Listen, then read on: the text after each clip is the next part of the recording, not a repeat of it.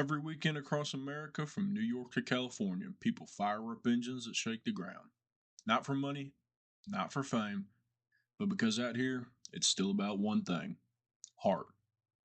While corporate racing sells sponsorship space by the inch, dirt racing is where the American spirit still breathes.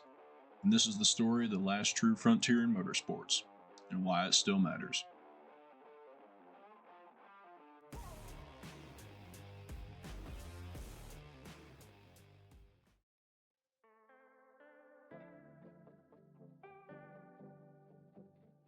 There was a time not so long ago when racing was the working man's sport.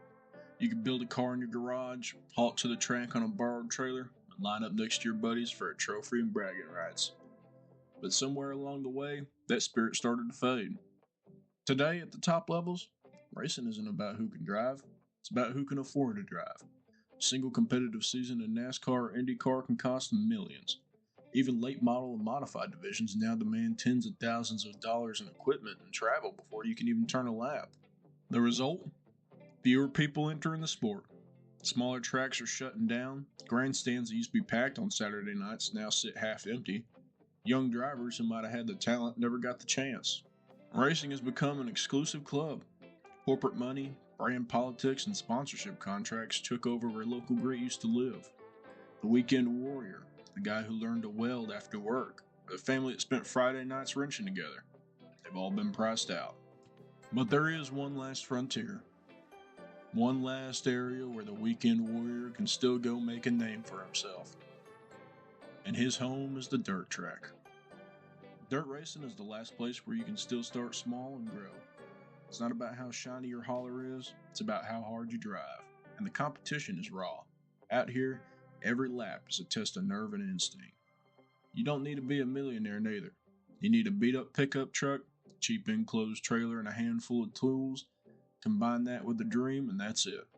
The people who race dirt, they work day jobs. Mechanics, welders, warehouse guys, veterans, college kids. They all race because it means something. For a lot of those in the stands, dirt racing's the one last place that feels real. It's loud, it's dirty, it's imperfect, but it's honest. When you're sliding sideways through turn 3, the only thing that matters is whether you got the guts to stay in it. That racing is the purest form. It's also one of the few motorsports where fans still know the drivers. You can walk through the pits after the race and talk to the man that just won. It's not paywalled by buying a $200 ticket just to get an autograph. Kids still meet their heroes, touch the car and smell the methanol. That's connection. That's what built American motorsports in the first place.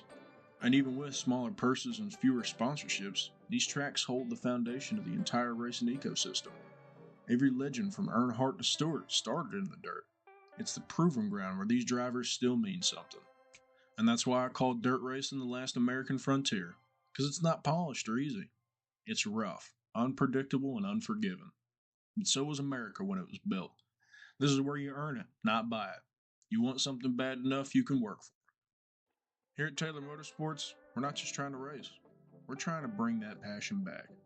My dad was a lifelong fan of racing who never got the chance to get behind the wheel. Now I'm chasing that dream, not just for myself, but to show others it's still possible. Through this channel on our website, we're documenting every step of the journey. From building our team, learning the ropes, to hopefully competing in our first speedster race in 2026. If we can do it, anyone can. The truth is, racing in America doesn't have to die. It just needs to evolve.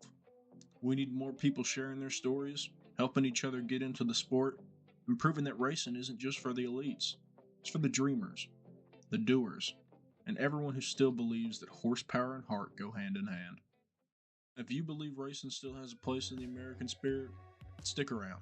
Hit that subscribe button and share this video and join us as we build our way from the ground up. Dirt racing is the last true frontier that we have. We're going to prove it. One lap at a time.